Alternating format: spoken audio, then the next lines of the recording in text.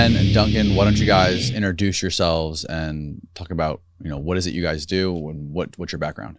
My name is Len Ber. A little closer. I'm formerly a physician from the USSR, from the former USSR. I specialized in, I was a medical doctor, specialized in endocrinology, came over here in 93 to work for a pharmaceutical company and in the area of my research. And then I was prepared to get licensed in the States, but things on the business side took over, and I stayed on the business side, and currently working in the regulatory field for a company in Chicago area. U.S. naturalized citizen, married, and been target of directed energy weapons since 2019. Since 2019? Yeah, in the summer of 2019. 3 years ago. Just over 3 years ago, it started happening to me. And was diagnosed in 2020 with vestibular dysfunction due to directed energy exposure by the same team of experts that diagnosed Cuban diplomats. Duncan? Yeah. Yes. So I have an Ivy League background, education, and I've been studying and human rights activism for what is now currently termed Havana syndrome, but this has been going on for quite some time. I worked for DARPA on projects for the CIA, for the Navy, for example, wrote the Artificial Intelligence Code, tracked the Soviet nuclear submarine fleet. But about 20 years ago, I realized some of my research was being utilized on my own citizens. And that was unacceptable to me. And since then, I've done hundreds of interviews, interviewed 2,500 victims or targeted individuals, as they're called, found commonalities of all their stories. And I've spoken to with the head of the LA FBI, to the Senate Intelligence Committee, 23 senators and representatives, with some interest. And I said, just wait when it starts happening to their agents, diplomats, and the FBI. So interestingly, a story came out yesterday that it's happening to the FBI now. What is your educational background? I have an MBA from Dartmouth, a Master's of Science from Harvard, PhD in Applied Sciences, Computer Science, Artificial Intelligence, pre-medical in engineering, and other classes from Stanford, Duke, and MIT. So yeah, I've been in school most of my life. And how did you get into working with DARPA and the CIA? It was odd. I gave a resume to a headhunter, ironically, and they're called headhunters, and my head was taken for a CIA think tank. At the time, I didn't know it. It was a technology think tank, and it was all funded by DARPA. And then I got shuffled around as a scientist to these various other projects. For people who aren't familiar, could you tell us what DARPA is? Defense Advanced Research Project Agency. They do all of the pie in the sky projects, long-term, well-funded. I have some of the best scientists, and it's mainly where all the top secret research goes on. And that some of it I can talk about, some of it I can't, and it's a very fine line. I'm not trying to hurt my country. I'm not trying to hurt anyone here, but there is a cover-up going on about the Havana syndrome. And so this is what we're hoping Len and I to expose today. So when did you guys meet each other? And how did you guys meet? So after I was diagnosed with Havana syndrome by Dr. Hoffer at the University of Miami, I started reaching out to elected officials, to all the researchers. One of the people I contacted gave me Robert's book, Soulcatcher, Project Soulcatcher. I read it, and I said, I have to meet this guy. And I contacted him on social media and made a trip. I live in the Chicago area, just about 45 minutes from downtown, and contacted Robert, asked to fly to meet him, and we flew to Idaho and spent the day talking, and I learned a lot about it, and I continue learning from Robert. We became friends, and we have common goal to expose this. So how did you first develop this syndrome? What was happening? What were you doing? You were a civilian. You weren't working in the government Right. in any capacity. So how does this happen to a civilian? It just started happening. I developed tinnitus, the ring in the ear, first at like in certain parts of the house, and I heard noises and voices, and I could not figure out, and then vibrations. These vibrations, experientially, it's like nothing else. There's no neurological disorder that feels like that. And I can tell you, as a patient and as a physician, experientially, it is very distinct. Your whole body vibrates. Your head is heavy pressure. The sound is deafening. You get disoriented. Can't walk. Can't talk. It incapacitates you, and it can last from 10 minutes to 30 minutes to an hour and a half, and it's very painful. It's very uncomfortable, and it feels like concussion.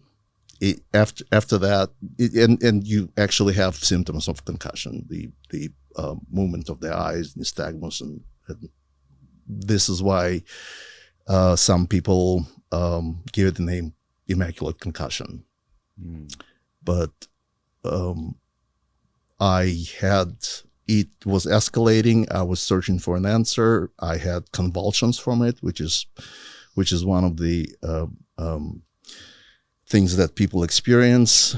I realized how serious it was. Neurologists were unable to diagnose. I started looking through the literature, found a paper by Dr. Hoffer where he describes 25 diplomats that he examined and diagnosed with what he called acquired neurosensory dysfunction. And that's the diagnosis that he gave to these diplomats. And he gave this diagnosis to me.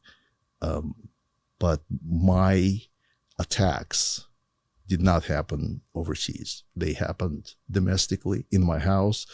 And I traveled and stayed at hotels, went to other states, and it was happening there too. So it's just not one location. And it escalated. Then I was diagnosed with traumatic encephalopathy, basically like post-traumatic brain syndrome. But there's no injury. There's no concussion. This is not a type of injury where you have mechanical trauma. Right. This is energy. This is what they call non-kinetic weaponry. And this is how we met.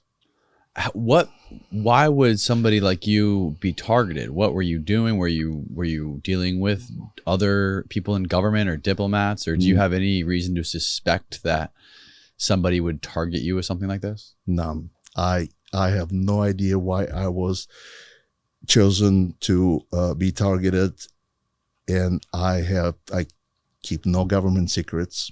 I never worked for a government. I don't know what the reason is, and I'm not doing it. So perhaps people who do it to me would know the answer. So is this something that you believe happened to you one time and it had like a lasting residual effect? Or do you think this is something that happened, you were targeted by some sort of weapon or something multiple times? Multiple times on ongoing basis. I just had 2 attacks this morning before I got on the plane. These are active attacks. And experientially, they feel exactly the same. The vibrations, all the symptoms are the same. And not only that, I have a brain scan that I did in April and did in October. So in 6 months, what this Havana syndrome is also described as brain connectivity disorder. So it disrupts connectivity between neural nodes within the brain. And I have these broken connections, these called delta waves, that you only supposed to have it during deep sleep. And I have them all over, and these are basically non-functional connections between neural nodes. And since April to October of this year, I have 20% more. There's no degenerative neurological disorder that behaves that like that. This is a very fast progress, and because I'm having these daily active attacks. These are not functional episodes. These are active attacks that make me vibrate, make me disoriented.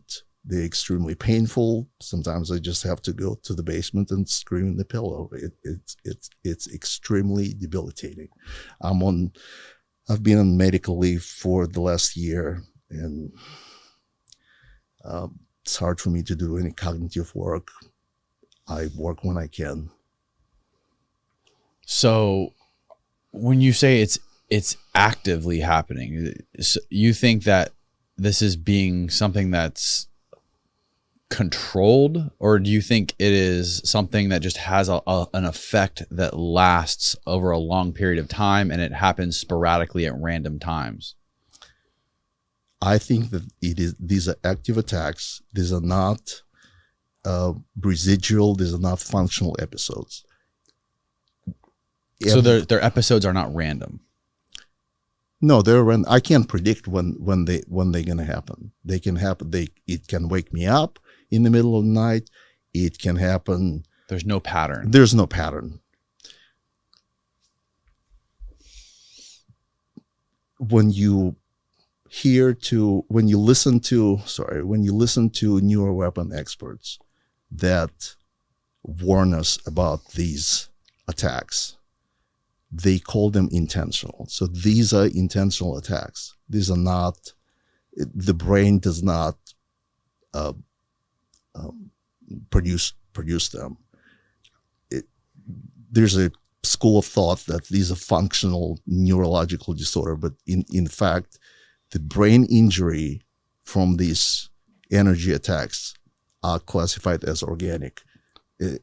So there's a damage to the brain. So to answer this question scientifically would take somebody to measure that energy coming into my brain, but the detection methods in the intelligence reports are classified. So I can't tell you that this energy is coming in because I'm not measuring it. Nobody is measuring, nobody is investigating it. But I guarantee you these are active attacks. I'm the biggest skeptic. I'm scientifically minded. I have no doubt that these are active attacks. There was a recent documentary on CNN, Immaculate Conception, where the doctor who was investigating, who was CIA, came down with the same symptoms. So it's kind of interesting. The doctors they hired that they are not even allowed to know. Talk directly into that thing. That they do not even know that we've been working on the same weapons, directed energy weapons, often referred to as mind control weapons. Chinese are working on them. The Russians and U.S. have had them for a long time. But dial-in lethality that is what's happening oftentimes for those that show mild traumatic brain injury. It can be done through cavitation effects using sound waves, highly unlikely in the Cuban embassy attacks. And it can be done through microwave-directed energy if it's amplified. In fact, there's something called the Frey effect. The Army had it on their website called V2K, and that's how a lot of people refer to it, that can pipe voices into someone's head. You can't plug your ears. It actually vibrates the brain, which is like many concussions, through the small pulses that expand the tissue and then contracts it, then goes to the inner ear where they can hear it. If you just turn that up, it causes brain damage. You're heating the brain. So there are a lot of ways, and a weapon, for example, that I think is reclassified now, but it was done at the University of Nevada as a non-lethal weapon that resonates the dopamine cells of your brain, producing cells of your brain, and it floods it. Now, it worked. The Air Force reclassified it. Flood your brain with dopamine? Yeah, dopamine dump. And that incapacitates the adversary in a non-lethal way. Not totally non-lethal, though. If you have too much neurotransmitter in your brain, it's a neurotoxin. It'll also cause brain damage. So brain damage can occur through these weapons that are non-lethal in many different ways. Do you have any way of describing, or is there any evidence anywhere that could explain something that's happening, like to describe what Len is describing is happening to him? Is there any sort of weapon that you're aware of that can do that? Sure. It's very complex.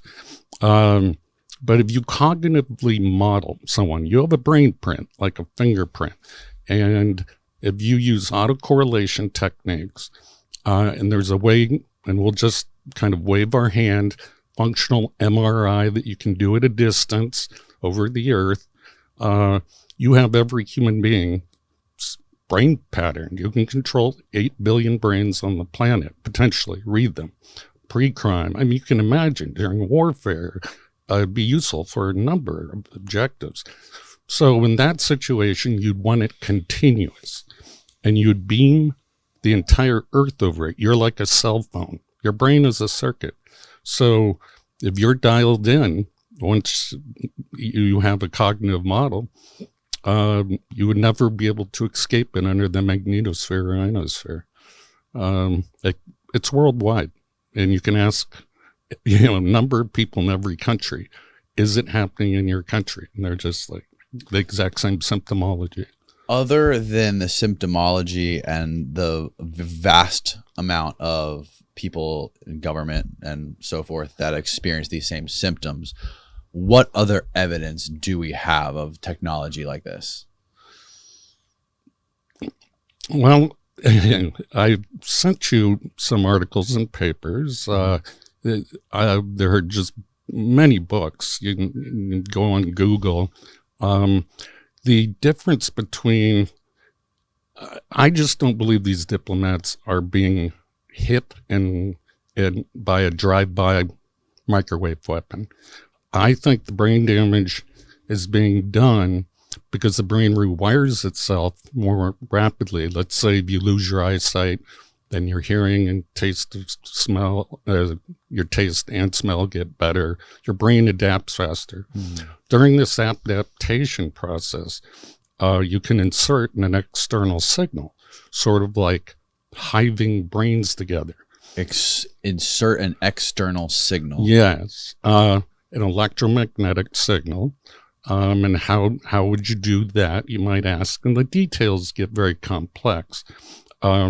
But there are several patents that you can access that talk about inserting a signal into the microcircuits and macrocircuits of the brain. Now, you got to know those patterns, the lock and key mechanism.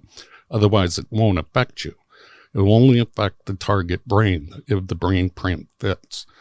The brain print. Yes, signature.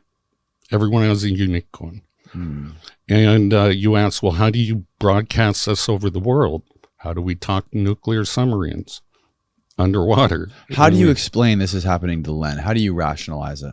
I can, because one, it follows the symptomology, like I said, of all these others. Right. But for me, I don't know if he wants me to mention this. Let me ask him in private. Hold on. Okay, yeah. Can I talk? Here's how I do my studies, and I wanted to find the commonalities, but I have to throw away the ones I'm uncertain about that are true targets. You know, maybe there's natural schizophrenia, there's a whole bunch of chemical imbalances, et cetera. Right. These weapons can actually induce and mimic all those diseases and effects. But the conversations, the scripts, they're called, are always the same. I've heard them all. They're slightly tailored for each individual, but they're scripts. And they're meant to confuse the very derogatory. That's just typical breakdown. If you've ever been to boot camp, you're a worm until you're part of the team. And why would you want to break down the ego of that person? To rebuild it. So this gets into creating Manchurian candidates, split personality spies, and information couriers, people that will carry messages to other places without being aware that they're actually doing it. So you can imagine the misperception that is caused by this. And a lot of people, the targets when they're interviewed are tricked into believing evil aliens have abducted their brains, demons. They're tricked. Yes. How are they tricked? Pardon this brief interruption, but I want to take a minute to talk about this incredible supplement that I've been using for over a year now after it was recommended to me by nutritional scientist Dr. Dominic D'Agostino on this podcast. I take Dom's advice when it comes to anything related to nutrition, diet, and longevity, because as we get older, these things become more and more important. That is why I started using Verso. Verso is a company that is dedicated to translating scientific breakthroughs into products that hold the potential to increase longevity. I take Cell Being, this one right here, which contains nicotinamide mononucleotide or NMN-based supplement, paired with naturally derived micronized trans resveratrol and TMG. These two chemicals are actually precursors to what's called nicotinamide adenine dinucleotide, which is commonly known as NAD. And NAD is essentially the precursor to energy, cell repair, and longevity. If you've ever tried fasting or even intermittent fasting and you've gotten that feeling of super high energy or mental clarity, it's because your body is activating these genes called sirtuins, which are actually longevity genes. The downside is as we age, NAD declines. When I found out I could naturally increase my body's activation of sirtuins and naturally activate my body's production of NAD, I was sold. And it is so much more affordable than doing NAD IV drips. Head on over to ver.me/Dr KONCRETE.SO and use the coupon code CONCRETE at checkout to save 15% on your entire order. That's KONCRETE at checkout and get 15% off your entire order, or you can just go to ver.so/KONCRETE. It's linked below. Back to the show. They're told. By who? By the voices, the V2K. So they'll say, we're the Russian government, we're the Chinese government, we're evil aliens, we're Satan's, satanic ritual abuse. And I've heard all the stories. One guy believed it was some 14-year-old kid with an Xbox that lived next door. The trickery really is that great when you're under hypnosis that people will believe something other than a massive government could do this. And so anyway, my interview with Len, he very well described a typical breakdown script that's used on almost all the TI victims. TI stands for targeted individuals. Some of them are pretty crazy. They have names like Alice in Wonderland, Wizard of Oz, and those are the confusion tactics. And when they're breaking down the ego of the human through all the pains and tortures and the verbal breakdown, these are typical CIA torture scripts. I mean, Kubark manual. And they do good cop, bad cop interrogation called Jeff and Mutt, and they go right through the list, right? Just textbook. So whoever the handlers are on the other side of this synthetic telepathy, they're following the handbook perfectly, and they've been trained. But why Len? And everyone asks that. Why me? Every target. So sometimes they come up, I cut some important guy off in traffic. He put me on a list, or it's my ex-husband, or something like that. Obviously, if you work for government, you're just like, well, obviously it's the government. But right. You want a random sample of the population in all languages, all cultures, in order for a worldwide weapon of an AI system that can interact with every human brain. For example, when you if you develop a new drug, well, you have a control group, and then you give the placebo, and then you have the actual drug experiment in order to do a double-blind study. Right. So why me? I'm nobody. Well, that's exactly probably why they chose you. Right, but if they're doing some sort of an experiment like this and testing him, how would they gather information? How would they know about Len's symptoms and know how Len is feeling? How would they know it's working? You want to answer that? Yeah, I believe that there is it's a two-way, bidirectional connection. And once again, it's called remote neural monitoring and intervention. There are patents around it. Plus, the medical information that I produce is probably very relevant to them if it is, in fact, human experimentation without consent, which violates Nuremberg, Geneva Convention, every human right. But that's a speculation on my part because I'm not the one doing it. It's been done to me, and I don't know why.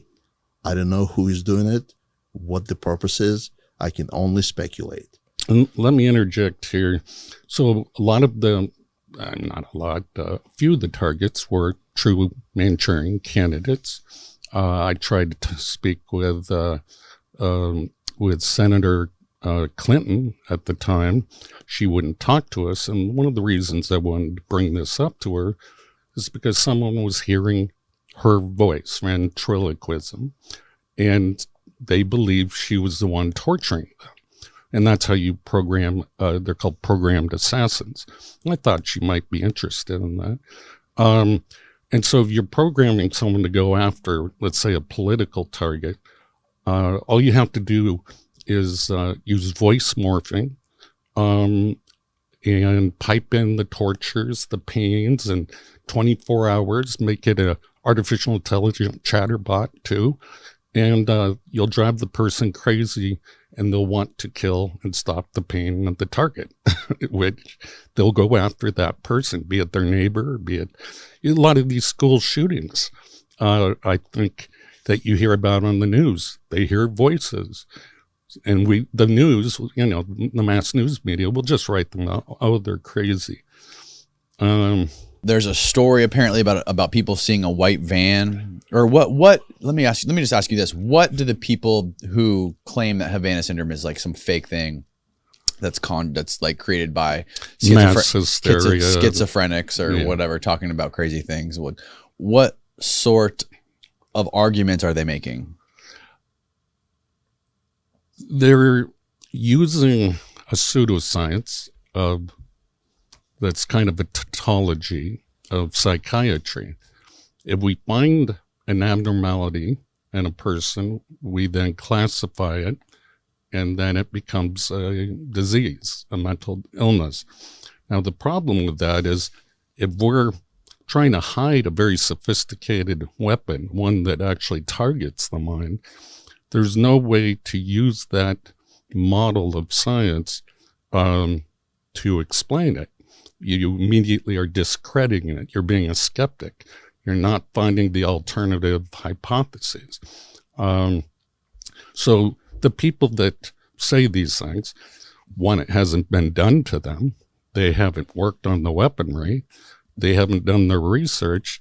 And it's a kind of a lazy mind. They just rather say everyone's crazy, mass delusion, they think the sky is falling, etc. And that's just, I don't, since I know they exist, and I've studied this for 20 years and worked on portions of it, I have very bad things to say about those people. Now, when you worked on programs for DARPA and the CIA, what sort of you worked on neurotechnology? Is that right? Again, we're getting into a fine line about my background, what I talk about, but e.g. controlled robots, it's a project, robotic surgery and medicine, voice identification and morphing technologies, natural language processing, signal intelligence of tanks from satellites, things like that.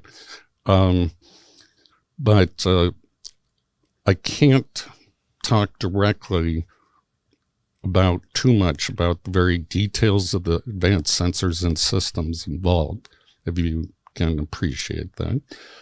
Well, some of the greatest innovation in technology obviously comes from war and the military industrial complex. Are there any positive aspects of neurotechnology and this type of technology that are being utilized or that are being developed? Oh, absolutely. If you go throughout history, all technologies are neutral. Fire can cook food, kill bacteria, keep you warm, but it can burn down villages. So the war machine will almost always use it first for their advantage and keep it as secret as possible. It's a great interrogation tool. Imagine having bloodless wars where you just fatigue your enemy and they drop to their knees.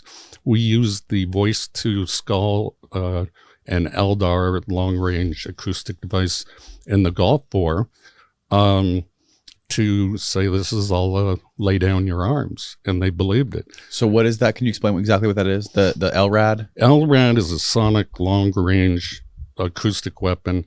The V2K is a microwave weapon. You can't plug your eardrums. You can't stop the sound. It conducts straight to your brain. Yeah, and it makes it sound like it's coming, the sound or voice or music or whatever you want to play is coming right from the center of your head. So it works pretty well in war, and you can imagine other effects. You're getting brutalized, beaten up, all virtual. And The brain damage, unfortunately, they're going to have to work on that. But otherwise, you can literally traumatize an entire population. Okay, so are those good effects rather than guns? Perhaps. But there are other good effects. Imagine once the civilians have use of this, like Elon Musk's Neuralaser, you can have more control of yourself. I feel like I want to be happy today, or I want to have a communication with you without using a phone. So synthetic telepathy is really around the corner. We have to get the messaging infrastructure working. What are your thoughts on Elon Musk's Neuralink? What is your outlook on that? I think he's going to be set up as a patsy for a lot of this experimentation that's going on in the public. I've already seen it happening. Targeted individuals are very angry. They want to point the finger at somebody. He's the perfect person to point the finger at. He's a rich man, so he's already suspect in some people's minds, even though this technology is very old, very old. What the Neuralink technology? Yeah. Really? How old is it? I can track back at least synthetic telepathy or piping voices into people's head right around Kennedy's assassination, but about 1958 was the earliest target I could find. And who was this? What was the situation? Can you explain this specific incident? Exactly like Len Ber's. Same thing. He wrote about it in a book. I don't remember the title of it exactly. It really seemed to come online with a bunch of people in about 1976, the bicentennial of this nation. And there seems to be increases in the number of people that have these complaints given bigger military budgets. Now, why there's a correlation there, I don't know. You'll have to make your own speculation. But this isn't new. Havana syndrome is not new by any means. It has a new name. It's getting recognition by the news. But honestly, it's been squelched. It's been covered up for many, many decades. Do you know if Elon has any sort of government contracts with Neuralink? No. As far as I know, he does not. Okay. He'll be approached, obviously, but what I think they're doing, like some of the projects I worked on in my time at DARPA, became real big companies like Google and Facebook and et cetera. So I think it's a technology transfer. They can help civilian scientists, come up with the ideas to make it look like it's new. And not the other way around, that the universities came up with it and then it's then they bought it from them. So I think I hope Elon actually succeeds, because then this isn't imaginary stuff anymore. People will then see, wow, we can really connect brains together and make hyper intelligence. I sent you that article from Duke University, a video of how they put brain chips, and you don't need brain chips, but that's one technology, into 3 monkeys, connected their cerebral cortex. And in this experiment, they could prove that 3 monkey brains together acted intuitively as one brain and was able to solve a problem that the individual monkeys were not able to solve. And that's a really important finding. Now, can we extend that to an entire population and help solve the world's problems? We can't even fathom what a larger mind would look like. It's certainly not human. Wasn't there another experiment done where they connected like a human and a human brain and a monkey's brain? There was. How do you know about that one? I heard about it. I don't remember where I heard about it. I was a girl. Yes, and an ape. The Army experiment, I think it was in the 60s. I might have heard you talk about it. Well, maybe. And it didn't end well. What they were trying to do is cybernetically link, and that's the term when you connect. Who was doing this study? It was the Army and one other group, and I can't remember. They were hoping, because they didn't break down it all comes together, so give me a chance here. They weren't able to break down the ego of the ape or the girl per se. So their brains, the what? The young girl that was used as an experiment. They weren't able to break down what? The ego. Ego, okay. So sense of self. We all have a sense of self. Right. We believe we're separated from everybody else. And even though we have two hemispheres of the brain, we believe we're one brain. Right. You know, it's an illusion, optical illusion, delusion of consciousness, as Einstein says. So what happened is when they put the girl in the cage, the ape tore her apart. It wasn't able to recognize her as an extension of itself. And I believe this is part of the reason of the breakdown, the torture that TIs are experiencing, is they have to break down the ego in order to be part of a greater mind or mind controlled. That's terrifying. Yeah, it is. A worldwide global brain. Now, Len, how many people have you spoken with or met that are experiencing the same symptoms that you're experiencing? Hundreds. And when you went down to, was it Miami when you met with the doctor? How many people has he seen that he's diagnosed, and how specifically did he diagnose you? And were there any other neurological diseases that were similar or in the same realm as Havana syndrome? Or did he actually diagnose you with quote unquote Havana syndrome? He diagnosed me with acquired neurosensory dysfunction. Okay. And that's the name of the paper that he published about Havana syndrome. So if you read it, he talks about 25 symptomatic. Maybe you can pull this up, Austin. What's his name? Hoffer. Acquired. Dr. Hoffer of the University of Miami. Yeah.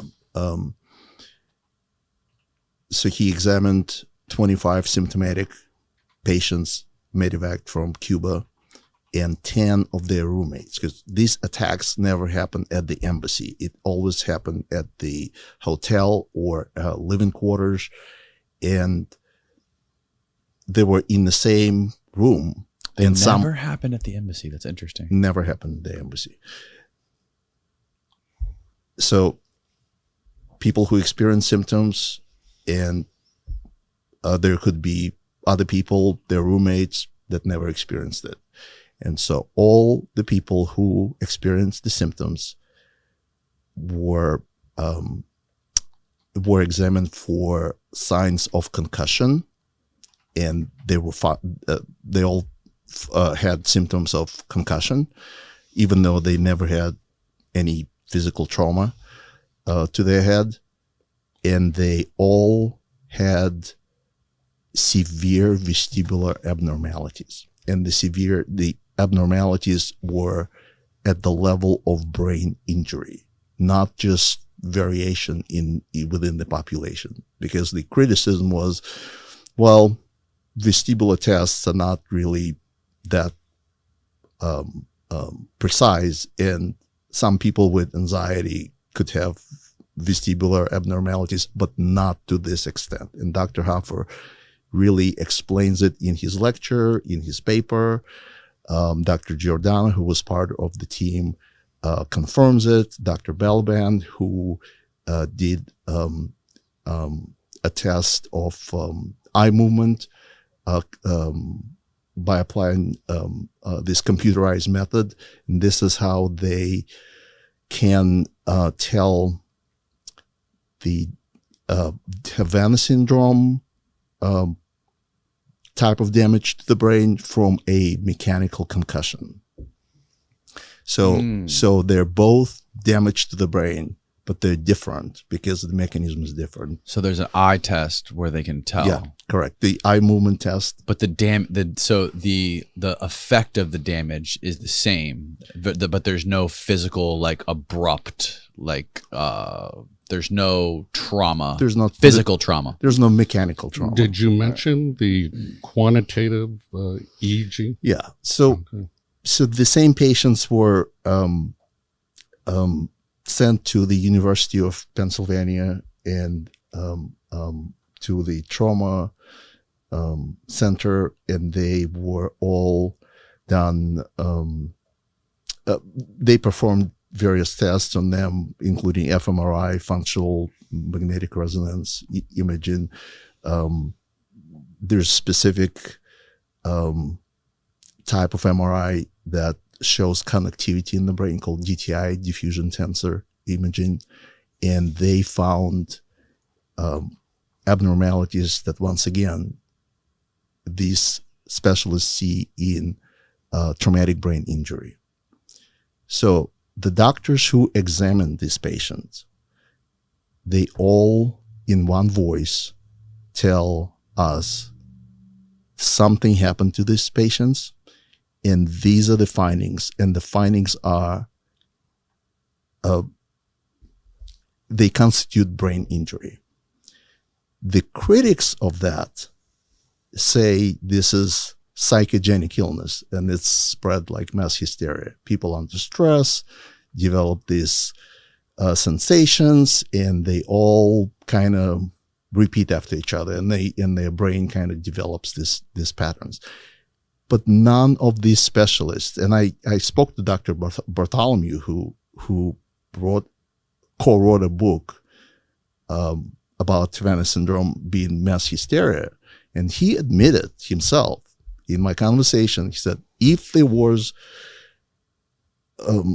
were findings of brain injury, that would invalidate my hypothesis. Right.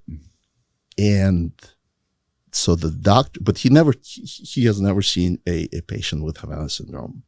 But all the doctors that saw the patients say these patients have brain injury findings. How many civilians are there dealing with the same thing? I would give, from my estimate, low end, around the world, and this is in every country, that can use the internet, that can contact me, minimum 10,000. Minimum 10,000 So civilians. that means a lot more. Wow. And how many government workers, or how many FBI, whatever, politicians, You're diplomats? right. The very first CIA agent that came forward and said, I heard these crickets and this sound, and my brain hasn't been the same since. He's gone through the same process as Len Ber. Just block after block of government bureaucracy saying, you're delusional, this technology doesn't exist. And, you don't have to go to the Directed Energy Directorate of the Air Force to know that we've been working on this for a long time with our NATO allies. And so a lot of the work on these concussion weapons, non-lethal weapons, are done under that directorate. Is anybody transparent about being who in government is being transparent about working on this kind of technology? Len has stories, but he can't mention names. Yes, that's unfortunate. Yeah. But I can tell you that there was an investigative reporting in Zeit magazine, which is a German publication. They investigated Havana syndrome, and they talked to a prominent expert in the field of directed energy, and who published a short article following the events.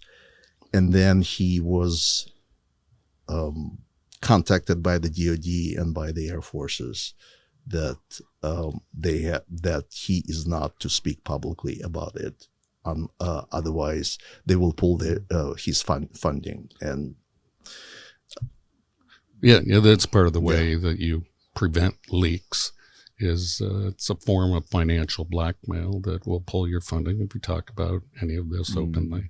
And Is there any correlation between you and some of the other people that have been experiencing the same thing? Is with timing of the attacks? Like, are the timing of the attacks similar between different people? Are people experiencing them at the same times? How are they being triggered? Specifically, how are they being triggered?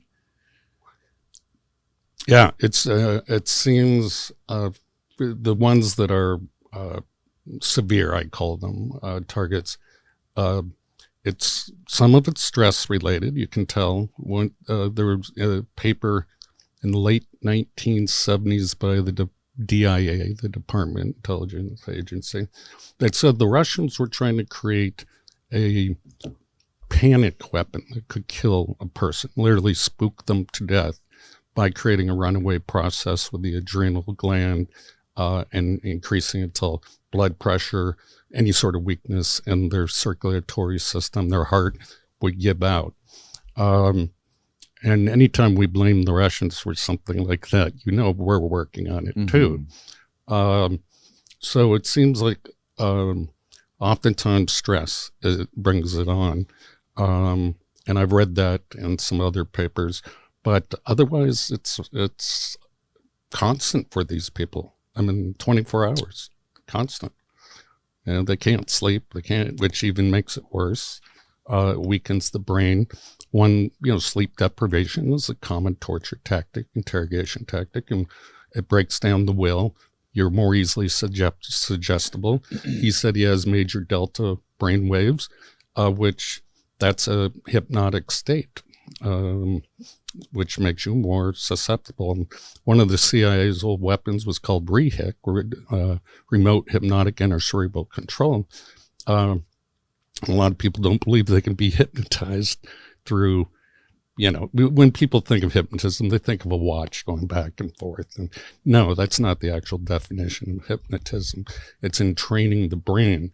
So binaural beats, for example, on headphones, if you're off by 8 hertz, you're in the alpha delta brainwave length, and you'll actually see the brain under an EEG start to mimic that binaural beating. That's hypnotism. Now you can do it on a much grander scale of the macro circuits, the main brain frequencies, or the microcircuits. So synthetic telepathy actually can induce different emotional states. Each part of the brain has different circuitry, different frequencies, different patterns. You can induce, you can mimic almost every illness and induce it. So when someone's classified, let's say, as manic depressive, we can do that. We can make them happy for a day and then make them depressed for a day. And then the doctor will prescribe certain drugs for them, which will then do more damage to their body. But you can see why the population can't know about this. Let's just say everything I said is true. It would be the breakdown of religion. It would be anarchy. There'd be no democracy. Everything. Well, there are programs like this that have been declassified and been acknowledged by the government, like MK Ultra. They acknowledged that was real. Operation Northwoods. Yeah, they recognize that was a real thing. That was declassified. There's things that are sinister that the government has done that they admit to, but nothing happens. A lot of people don't even pay attention to it. Right, until it happens to them, and then it's too late. No one will help them. It seems like with MK Ultra, though, they were targeting more so prisoners. People that were in prison, big shot. And obviously when you think of MK Ultra, there's people like Ted Kaczynski, Charles Manson, who was the big mob guy, famous mob guy who killed a lot of people. I'm blanking on his name right now. But a lot of those people talked about how some of their contacts in the government, probation officers, were giving them LSD. That's a real thing. Yeah, it's a real thing. It was on the masses. introduced to the United States and promoted. But you're talking about specific events such as in San Francisco where they put a one-way mirror up and had prostitutes. That's that's Midnight Climax. Yeah. Yeah. Climax.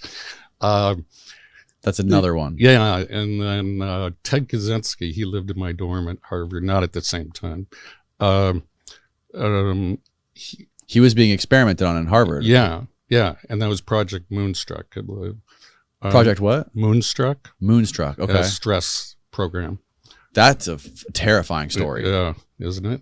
And even the shooter in Vegas, he had FBI contacts, and that gets very murky. But the news never follows up on any of this. For example, I was in a suicide letter. The guy, Myron May, who shot up Florida State or University of Florida's library, like 10 years ago. Anyway, he didn't kill anybody, but he shot people, and then it was death by cop. He was a lawyer, trained there, a successful black man, and same symptoms of Len Ber. And his reasoning of why he shot up the school was he needed news publicity to make sure people understood this was real and was happening. And so he mentioned my name in it, but he never tried to contact me. But he gave out 7 packages in the mail, and the FBI intercepted them all to make sure none of the information was... What were in these packages? Just information. So they held on to it. The news stories sort of went away. People just were left, wonder why he did that. And then what was this guy's name again? Myron May. Myron May. Yeah. And he clearly talked about having the same exact symptoms as Len. Yeah. Publicly. Yeah. And he left a video testimony. And then people, the FBI eventually led it through to the senders, the packages, and they posted it on the internet. So you can find his testimony unless Google's taken it down, or YouTube or whatever. They don't want copycats, basically. So, oh yeah, there it is. Oh, this is what is this, like a CNBC News? Scroll down, Austin. Gunman's motives remain unclear. See, and that's a lie by the media. Hours before he opened fire in Florida State University Library, lawyer Myron May left a desperate voicemail for an acquaintance with his plea: "I do not want to die in vain." The message was part of a flurry of emails, texts, and phone calls in which the former prosecutor laid bare his torment. He believed government stalkers were harassing him and using a direct energy weapon to hurt him. He said that he had sent packages to 10 people that would expose what he thought was happening to him. That's pretty scary. Yeah, and maybe you remember the Navy Yards shooter. He used a sawed-off shotgun, actually killed, I think, 13 people. He had a clearance to get on a Navy base, and he wrote on his weapon, and the news pretends like they have no idea what's going on. My ELF weapon, that stands for extremely low frequency, which the brain operates on, which we also communicate with submarines with because it penetrates everything. So he was convinced the Navy was behind it, and he just wanted revenge. He couldn't point the finger to stop it, so he just took it out on everyone on the base. But it creates such frustration. A lot of these shooters are trying to get this media attention. What is this, Austin? Oh, okay. What do you think it would take for the government to, or for anyone responsible to be transparent and open about this? I don't think they can be, because think of the atrocities and the lack of trust. I mean, that would happen. Lack of trust of the government. Yeah, well, I mean, even more so that they're socially engineering, let's say, gun rights. Well, let's have all these spree killers go on shooting sprees, and then the response of that stimulus would be take away guns. It's a way to socially engineer. And so you say your government wouldn't do that. Well, they very much in long-term perspectives of how they want to shape the New World Order or shape a UN, a single government-controlled a vast majority of, I mean, I'm not sure if it's all of them, but I know that a vast majority of these public shooters, these school shooters, they were on antidepressants and a slew of different pharmacology and pharmaceutical drugs to help them deal with depression, social anxiety, different things like that. Couldn't that be part of what is going on? I mean, it could. I would have to see their private psychological profile. And I told you, just because they're on drugs doesn't mean anything to me. I have to interview them and see if they're being driven. It's called psychic driving. The Scottish world psychiatrist who did brainwashing, Montreal University, I'm trying to pull up his name in my files now. Anyway, he called it psychic driving, and these women would go into the hospital for mild depression. He would play a 2-tape loop, just like these other breakdown processes. Your mother hates you, blah, blah, blah. Now, I can't actually repeat how awful the scripts are they use. I compiled a list of 1,000 negative things they say, and I posted on Facebook and got away with it just because I put quotes around it. And they use this to break down the ego? Correct. And so they did that while they were in induced comas. I'm still talking about the brainwashing. So they're unconscious. Pseudo-unconscious. Okay. And they would keep them in a vegetative sort of sleep state. Okay. And I think it was probably in a delta or theta brainwave dominant state. So they could hear all this negativity. And I think they gave them LSD too. And they were just trying to and electroshock. So they were trying to wipe the brain clean so they could rebuild new memories. One woman, it was funded by the CIA. The psychiatrist got his funding from that. And the woman sued. She won. But she lost half her life. Can't remember it. Had to learn how to pee again, speak again, everything. So brainwashing works. The reprogramming part's what's interesting. And just to make it absolutely clear, I do not have a diagnosis of paranoid or delusional disorder.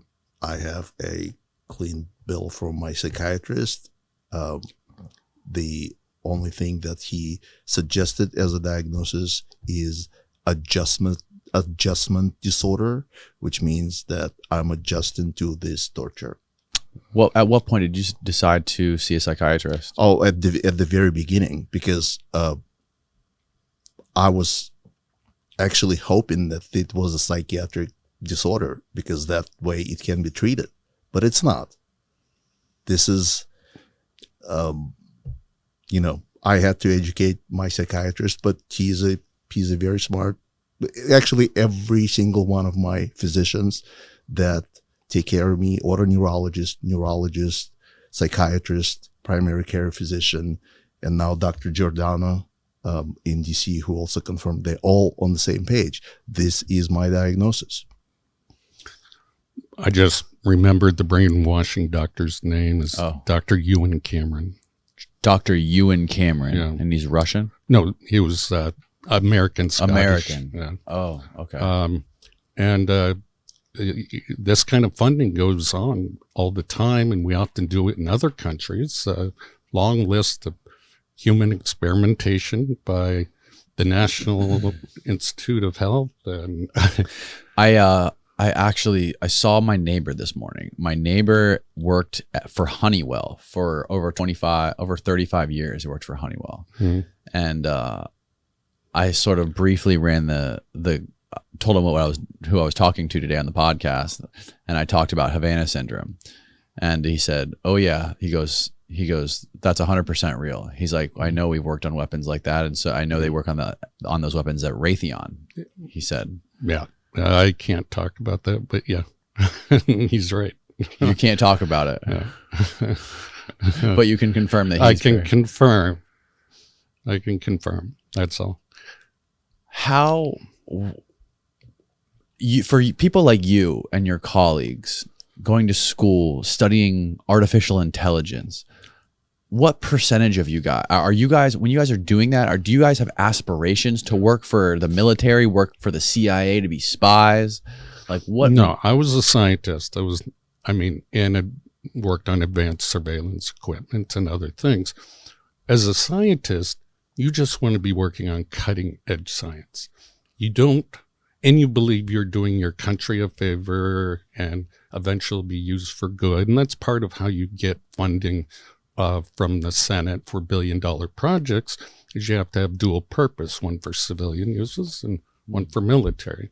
And we don't really think of the implications for the negative part. We just want to work on new cutting-edge stuff. And it's also compartmentalized on the most part. So a lot of people don't know how they're putting together a bigger weapon system. They just work on a piece of it. Isn't Facebook working on weren't they working on something called the empathy machine or something like that? I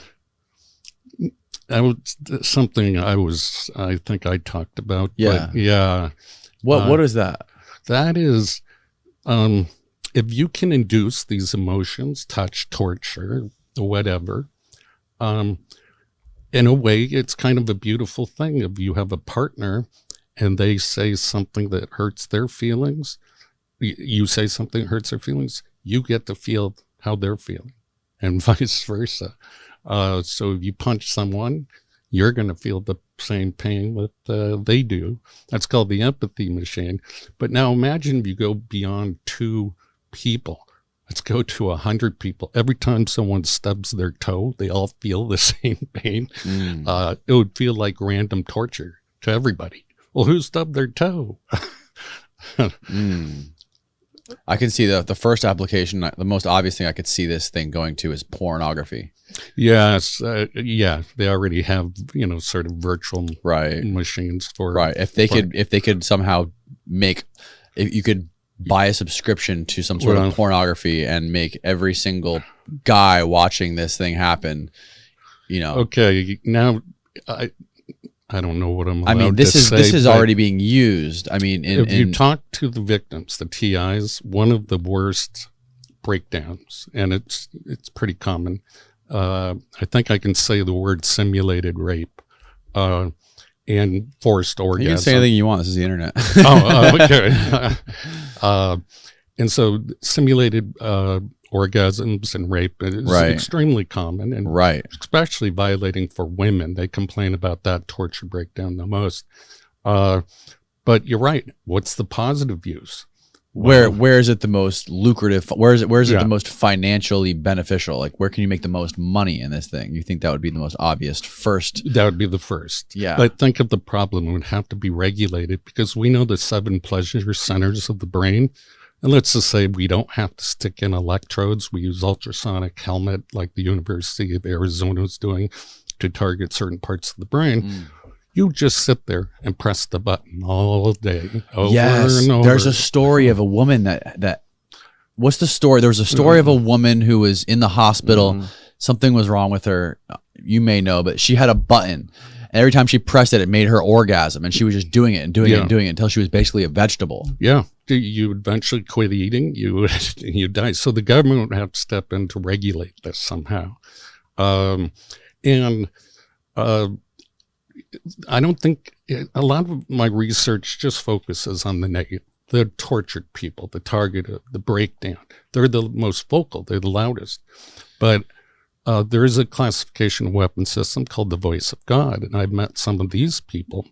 A classified weapon system?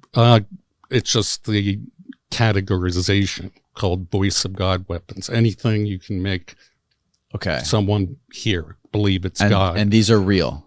Yes. These are publicly... there's Newsweek wrote about them. Okay. So it's been out for a while. Voice of God weapons. Voice of God weapons. Sorry to interrupt. Go ahead. And so I've run into people randomly who believe they're talking to God. God doesn't have a voice, I don't think. I don't know what he sounds like, but they're convinced, and they'll do whatever this voice tells them. And that's the dangerous part. That's another form of trickery. God wants you to go on a killing spree, let's say. Some people would do that. You're one of God's army. So you can see how this broad swath all over the world, not only is it experimental, it could be very much a secret army of assassins. And so I call them programmed assassins. But the positive part, the voice of God, it worked in the Gulf Wars, Gulf War, when we said, Allah, lay down your arms. That's a voice of God weapon. Okay. Is this, and you can't talk about, or can you talk about, this is something that you were involved with? A little bit. A little bit. Who was Dr. Is this something that Dr. Jose Delgado talked about? What, and who was he, and what specifically did he work on? Dr. Jose Delgado. He was Look known, him up, Austin. He was known as the father of brain chips. And so he was from Yale University. And he did a lot of brain experimentation, stuff that is unethical and we wouldn't allow today per se. But we made progress of understanding the brain. He would actually wire up people. His most famous experiment was with a bull. He implanted bull with a radio frequency chip, and he could make a bull stop from charging by pressing a button. And that impressed everybody quite a bit. Wow. But that's using brain chips. And where was he? Was he in the United States? Yeah. But you don't need chips anymore. Okay, this is him with the bull. Yeah, there he is. Dr. Jose Delgado steps into the Spanish bull ring as a bold demonstration of his research. A risky behavioral control demonstration. Wow. And he was working with the government? He had a famous quote, didn't he? Yes, he did. Let's see if you can bring up the quote. Mankind does not have a right to develop his own mind. Austin, pull up his quote. So what was Delgado what did he do? Where was he working from? What was he working in one of the universities here? Yes, he was working at Yale Medical School, and he would insert wires into people's brains. And, there's always two sides to the story.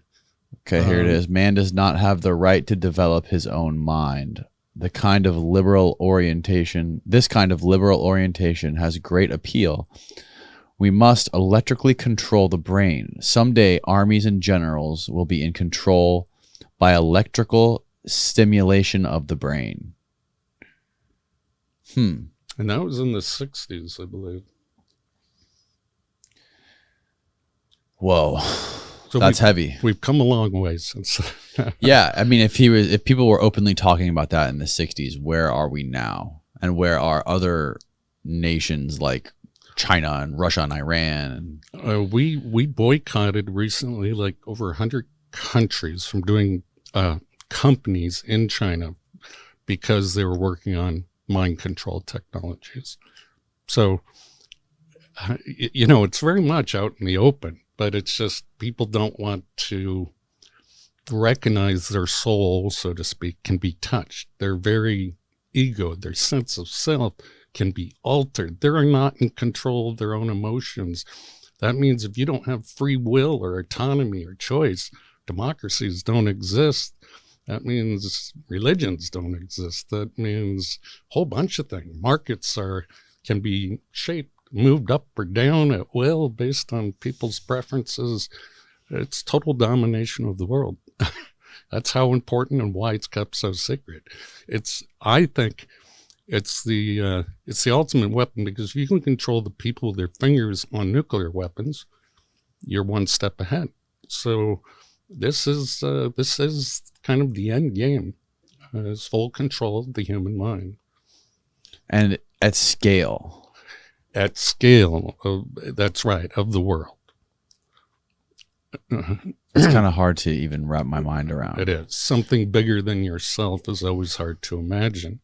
And so that's why the monkey brain experiments that they were doing at Duke, we can't fathom what us three, if our brains were connected at the speed of thought, could come up with or think about. We have to use vibrations from our throat, deciphered through our brains, through our ears, and then and talk. It's kind of an outdated form of communication amongst brains. Well, I mean, think about it. If something like Neuralink actually came onto the market as a consumer product, that people could get this neural net inserted into their brain, and they could give them the ability to learn new skills instantaneously, or download books within seconds, or like the advantage economically would be astounding. Yes. And more people would adopt this in order to compete. In order to compete. But the scale, so the downside of something like this is, once you have this, it would be no problem. You would almost assume that the government would be able to have some level of control over this. It would have to, and that's why they're kind of experimenting. What are the potential downfalls?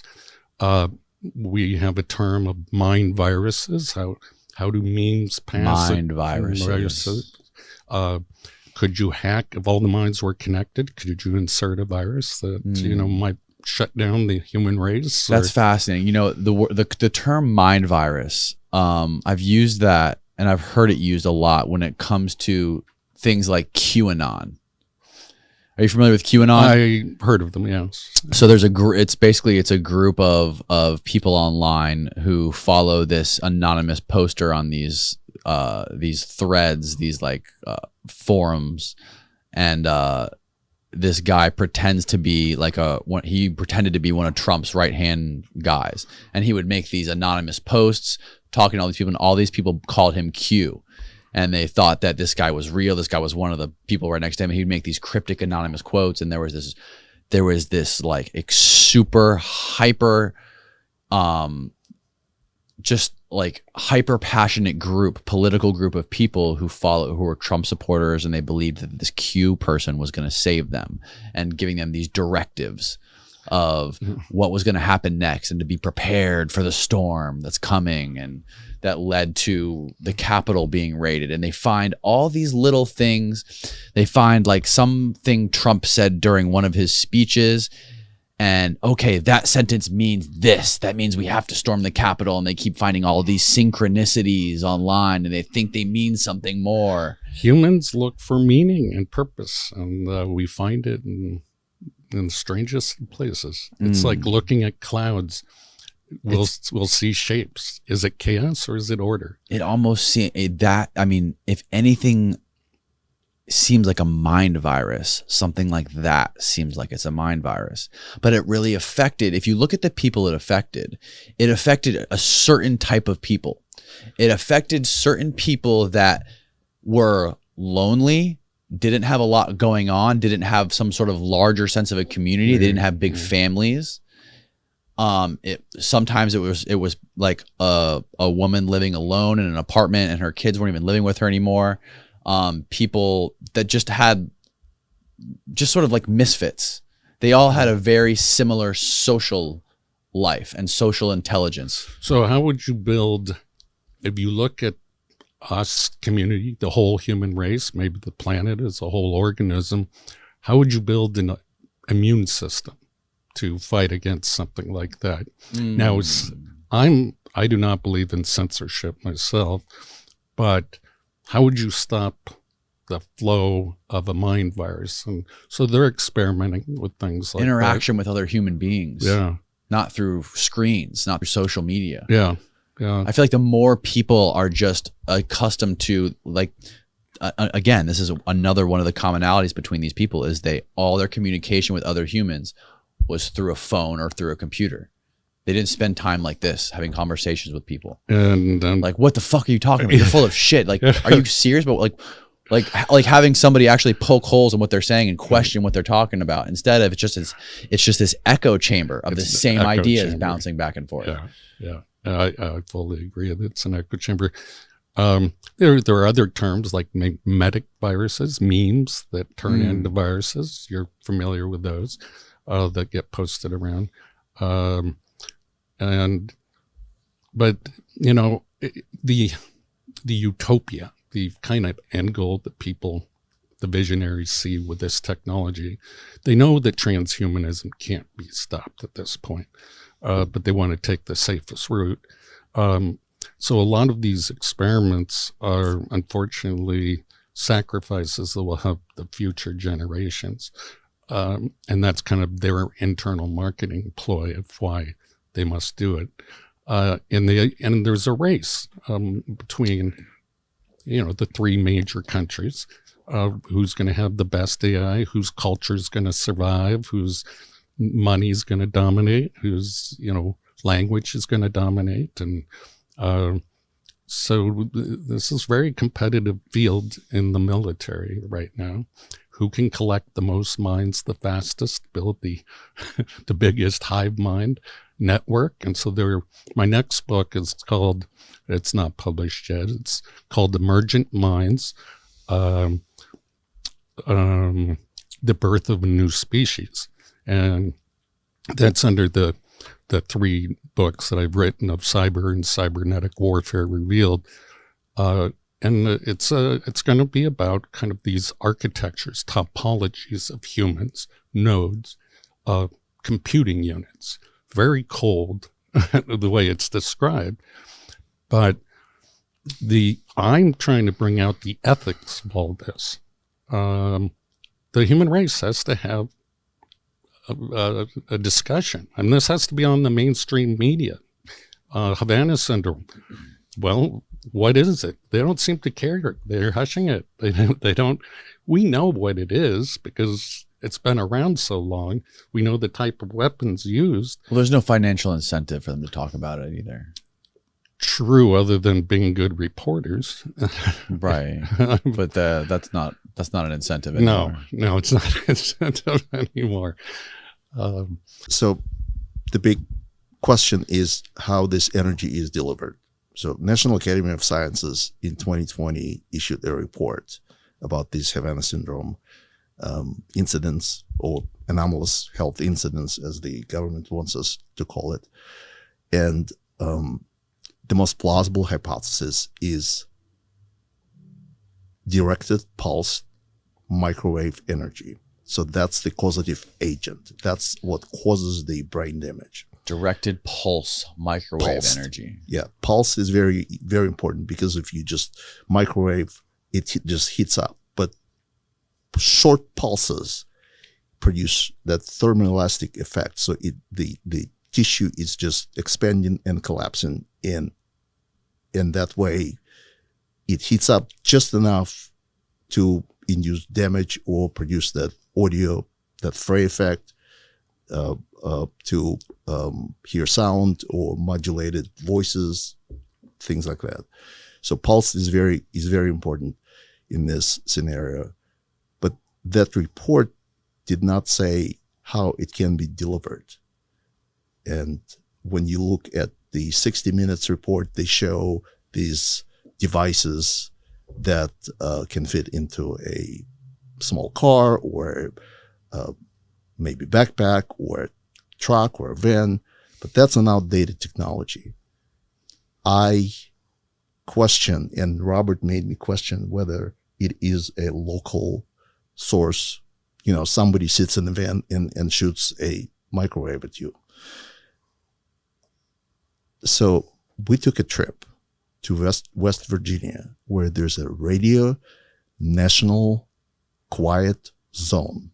So there are no cell towers. There's no Wi-Fi. There's no cell phone, only receive satellite signal. There's no phone signal. No phone signal, no Wi-Fi. And we got inside. The reason they created that zone is because there's a deep space telescope radar, basically, that receives signals from deep state. So they don't want any interference. The zone 1, the closest to these radars, is actually has a radio police that monitors the signals. They don't allow cars with ignition because it produces electromagnetic signal. So I got next to the biggest radar and got attacked. So people that, there's no van outside. So when you got to this place, you experienced one of these? Yeah, I experienced one of the attacks. It's when you have to walk there. There's no, because, can't take a car. So went several miles, got there, was attacked. So definitely not a local effect. It's coming from somewhere, and you have a satellite signal, but you also have things like HARP that can, HARP stands for High Altitude Auroral Research Project. And it's one of the world's largest phased arrays. It's used for weather modification, steering. Weather modification? Well, that's one of the things it can do. What is weather modification? Oh, steering hurricanes, for warfare. Yeah. You heat the ionosphere and you can guide the weather. That's just one of the things. This is a thing? Oh, yeah. Pull it up. And what's it called? HARP. H-A-R-P. And you can steer hurricanes. Well, they don't actually, they just say weather modification. What does that mean?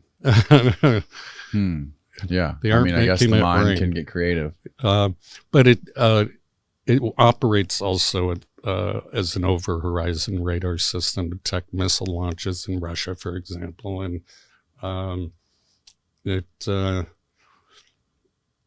because I've been hit by about a dozen hurricanes since I've lived here. Oh yeah. I wish they would control them a little better. Exactly. And so, you were asking what is some of the good tech that could come out of this? Why aren't they steering the hurricanes away from the coast?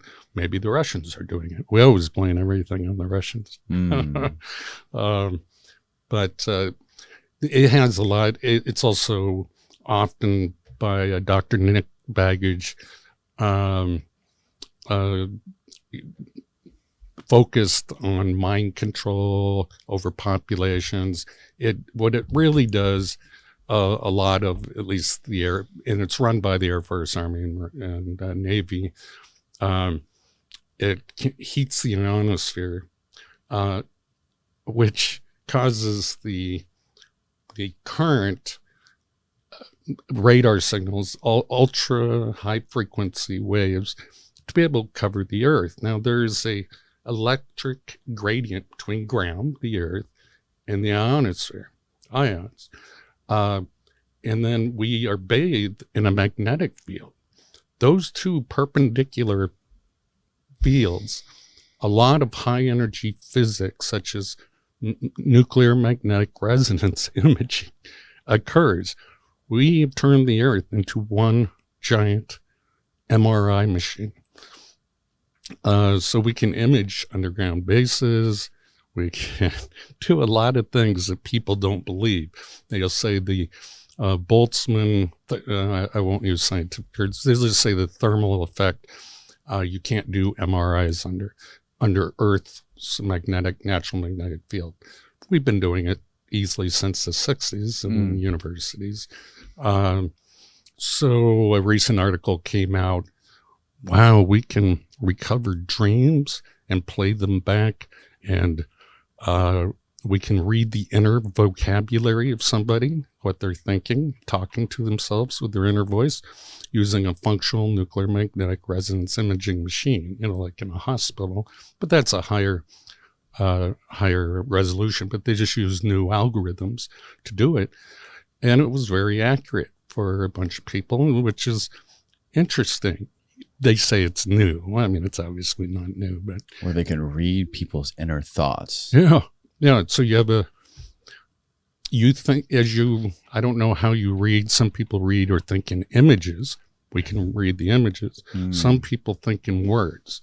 And it's about 60% to 40% of the population does one or the other. And it's able to decipher each one. Yeah. So some people will go through a grocery shopping list. Apple. I need toilet paper. I need this or that. And they think in the words. Those can be deciphered. Other people think the image when they create those lists. And so each one is a brain signature. And when you have a sample over a large enough population, you get just like Amazon's Echo. You can more voice samples they have. Yeah. And I worked on voice sampling technology way back when. Now it's so good. I mean, Alexa, it just amazes me that it can understand human language without any practice. Right. Because they've had so many samples. Well, similarly, we need more brain samples, and that's part of the reason, I think, for a lot of this experimentation on the public, random people. I'm trying to link it all back together. So, Len, when you went to West Virginia and you went to this place that had no connection to any cell towers, there was no phone signal anywhere, and you had this attack, what specifically happened to you? Like, what can you walk me through how these attacks, like how they affect you, what happens, how long they last, etc.? Just like I said before, it starts very suddenly. It's vibration. It's high pressure in the head, and your whole body vibrates. Deafening sound. You get disoriented. Your whole body vibrates. Can you describe the sound that you hear? Is it like someone in the cartoons hitting a pot around your head? It's like high pitch electronic tinnitus. Okay. Yeah. Like tinnitus. Yeah, tinnitus. But suddenly on, suddenly off. Suddenly on, suddenly off. Yeah. And it just grabs you, and you also hear voices. Yeah. The voices, V2K is a part of it. In Havana syndrome, I sent you that clip. The very first reporting by CNN, they said that people hear noises and voices. And after that, there was it was not part of any reporting, but the very first report on CNN contained that information. So, people think that hearing voices is a sign of psychiatric disorder, right. But it just takes a little bit of education to understand this Frey effect, this microwave hearing has been around for a long time, has been known, and voice modulation has been demonstrated in the 70s. There's published literature about it, that you can modulate the signal and it produces... Dr. Len from the University of Chicago. Yeah, Dr. Len? Yeah, from the University of Chicago. He has a setup where he demonstrates the microwave hearing effect, that he pulses it. The person who's standing in the middle of the signal where it's focused can hear it. And he does it on himself, and that scares me. I mean, he's heating up his brain, he's listening to these clicks, these chirps, as you know, they're called by the CIA or the diplomats, that get hit. And that's a sign of the microwave hearing effect. And it creates small little micro concussions over time. And what specific voices, like what do the voices say? All the derogatory stuff that I don't want to acknowledge it, don't want to give it credence, but it's one of those kind of shaming, derogatory, very negative, just. Yeah, if you have, everyone has an ego. They will go through the most common ones first. You know, let's say you're a woman and you're concerned about your your breast size. Well, they'll go after that. Or so they're going at individuals specifically. Yeah, like and so your specific insecurities. Yes. But first they have to do a broad approach to find out what your insecurities are. It doesn't seem like time or cost effective. How would you go about, if you were doing this to millions of people, how would you scale it? How would you have the time to go through each person, find out this person's overweight, this person is short, and be able to specifically tailor a voice to them? I'll explain that. Think of it as a lie detector machine. It knows your stress levels. It can read them. You can do that from many different brain signals, but the P300 is a recognition signal, for example. It's just a term that's used for a specific strong effect after a stimulus if there's recognition. But if it's a lie detector test, whatever polygraph, we'll say those. You can defeat those with a little practice. Yeah, of course. Yeah, polygraphs are bullshit. Yeah, they're total bullshit. But you can imagine, okay, so this is some form of a lie detector test, but maybe it uses heart rate and, can measure, some other factors other than necessarily neuronal ones. But whatever bothers you, it will continue doing. So let's say this is a robot. Chat bot that's very convincing, voice morphing, and we're the NSA, we sampled your I don't know anything about your family, so hopefully your great grandfather, he's dead, right? So we can bring him back to life. We can use his voice, we can voice morph him, and we can project it, and we'll say using the microwave hearing effect with a robot. We will go through, it doesn't matter if you had a good relationship with him or bad, we're going to turn him into a bad guy. Let's say you're going to respect him or something. I know this is a very off the wall kind of scenario, but they make it much more personal than that. So whose voice do you hear? Tell them. My family. Your family's voice. My family. They live in Germany. They speak Russian and German. I speak Russian, bad Russian now, and English. So all my V2K is in Russian. What? It is, yes. It's multilingual. It's my mother, my father, my brother, and his wife. And they all talk about my lifestyle choices, everything derogatory. And I know it's not them, it's artificial intelligence, because nobody talks 24/7, because my V2K is 24/7. I sleep in noise canceling headphones, and I play voice audiobooks nonstop, so my brain would concentrate on that rather than on what's being projected into my brain. Does it help at all? What helps? What helps you cope with this the most? What have you done? What have you tried? Distracting. Sometimes I have to use my own voice.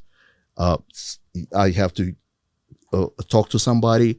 The second it stops, the second the silence begins, the voices come back.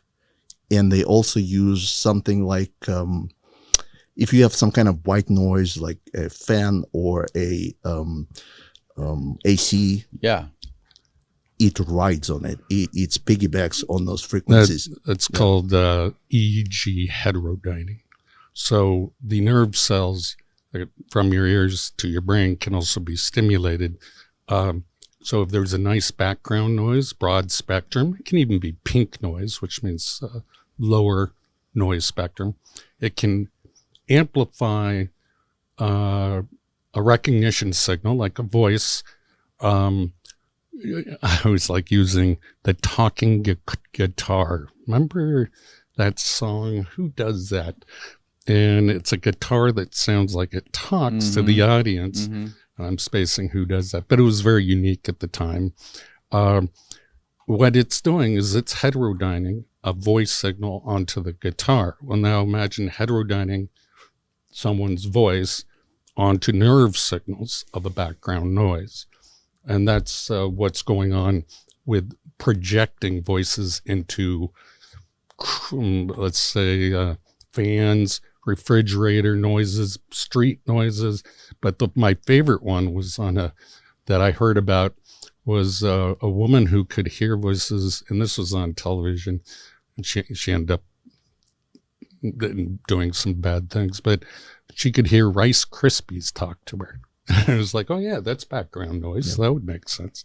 So it's eerie. It's something you have to experience. And I was going to make a machine to do that, to try to demonstrate it to the common man. And I just, I have so many projects I'm working on, never got around to it. But it's hard to imagine that somebody would do something like that to you, but it is, and the first thought that probably comes to your mind is that there's something wrong with me psychiatrically. Yeah, I mean, this is, if I didn't know about the existence of this technology, this would be my guess, that this person developed delusional disorder. This is a paranoid schizophrenia. But first of all, nobody develops paranoid schizophrenia in their 50s. This is, if you haven't developed it by 30, it's not. Then this technology exists. These nefarious programs exist. And it's hard to imagine for a person that, why would you do something like this? But if you think about the new type of warfare, cognitive warfare. Exactly. It's a cognitive warfare. You don't have to kill people that you are fighting against. You can just degrade their brain. You can, you alter their minds. Yeah, alter their minds. Personalities. And it's like Chinese torture. I mean, okay, so whatever, they're talking to your head, into your head, just ignore it. You can't. It's 24/7. It's nonstop, and it's accompanied by these attacks that make you so vulnerable. Read them the definition of directed energy weapons. Oh, you may not have it in front of it, but it's kind of interesting. You can pull it up. I sent it to you to and drop it. The definition of directed energy weapons. What systems. They use, systems. And directed energy weapon systems. And what they say in this particular definition was interesting, that it's disablement of personnel. Now, how could you disable a person? Okay, most people think directed energy, a laser beam. Okay, you burn them a few times. That's not really disabling them. Making them dysfunctional, that would be scrambling their brains. That'd be dopamine dumps. That would be making, concussion weapons. That would be somehow affecting their nervous system so they drop on the ground.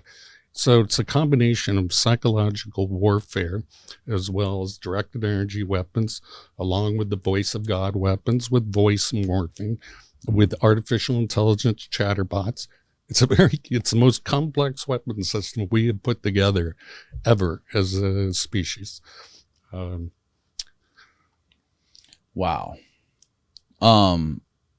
And do you think this is something that the United States is working on because other nations are working on it as well? Is it a competitive thing? Yeah, it's very. Is it like just an internal governmental control thing?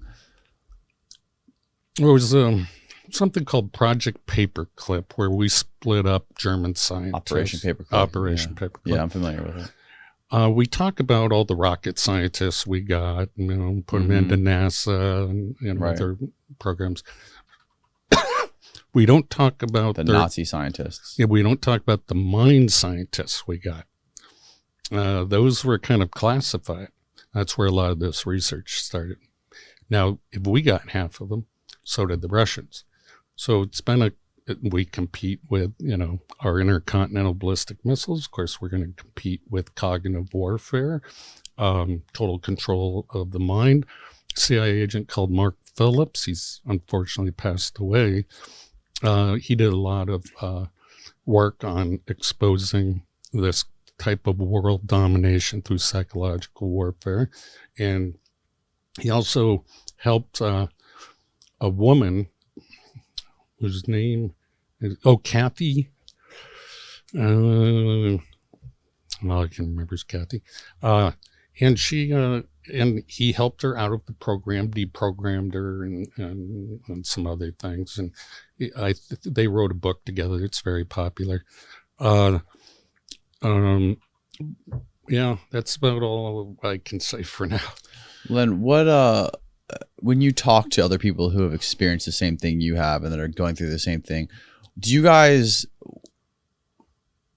do anything to or do you guys talk about things to do to be proactive in sort of mitigating the effects of this happening to you guys and to people in the future, to multiple people? Is there a way to deter this, or is there a way to avoid this from happening? This has to become a political issue. The politicians have to, the government first of all, the government has to acknowledge that this is happening to civilians, not just to the diplomats and spies overseas. It is happening domestically. My case can be swept under the rug. I have every expert that I've seen. I have a validated case, as validated as those diplomats that listed in the intelligence report. The latest intelligence report on the subject was issued on February 1st of this year. It's a joint report of the Office of DNI, Director of National Intelligence, and CIA, and they said 24 cases we can't explain, and the most plausible explanation is directed pulse microwave energy. I am exactly in that category. My case is valid, validated.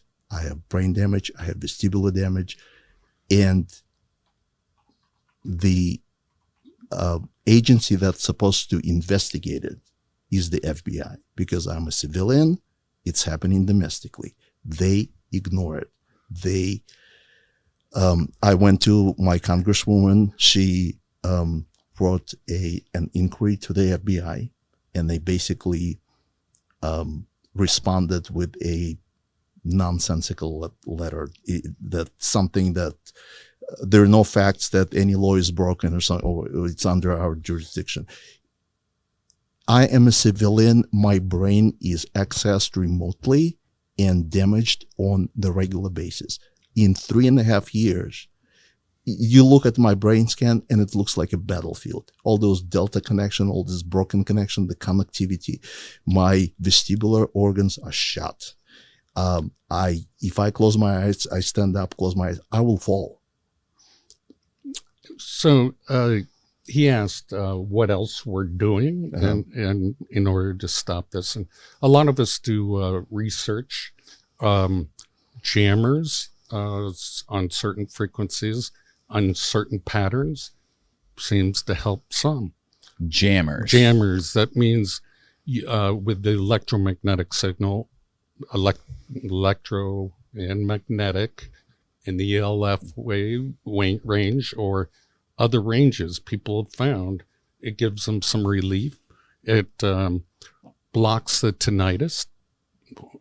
Even if they're not a targeted individual, what could explain a frequency or set of a pattern, an algorithm that would turn off tinnitus for people? I mean, great.